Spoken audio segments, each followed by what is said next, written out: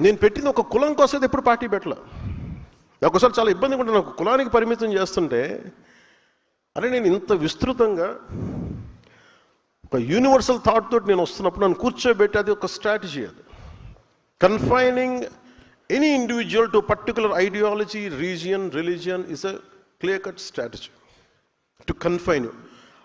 అది మనకి వర్తిస్తే కానీ ఇంకెవరికి వర్తించు. అదొక గొప్ప ఆలోచన. వాళ్ళకి మిగతా వాళ్ళకి వర్తించు, మనల్ని విమర్శించే వాళ్ళకి అది వర్తించదు. ఇదంతా మనకే వర్తిస్తుంది. సో అందుకు నేను చాలా ప్రత్యేకించి నేను చాలా ఆలోచించి చాలా సోషల్ ఐడియాస్, ఫిలాసఫీస్ చదివి చాలామంది నిపుణులతో చర్చించి దీన్ని చాలా సింపుల్, అంటే మనం కూర్చోబెట్టి ఊకదంపుడు ఉపన్యాసాలాగా ఇంతంత పెద్ద చెప్పకుండా, పెద్ద పెద్ద పుస్తకాలు లేకుండా చాలా, అంటే ఒక వాక్యం రాస్తే అది భావగర్భితమై ఉండాలి.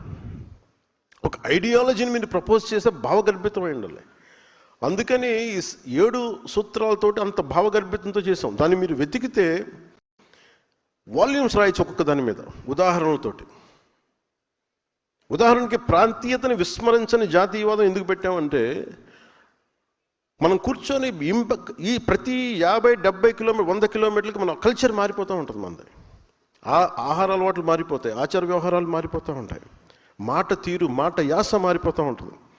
ఇవన్నీ పరిగణలో తీసుకోకుండా, ఇవన్నీ గౌరవించకుండా మనం వెళ్ళిపోదాం ముందుకంటే ఎక్కడో చోట దెబ్బలు తింటాం అందరం. సో ఇవన్నీ దృష్టిలో పెట్టుకొని ఒక్కొక్కటి అన్నీ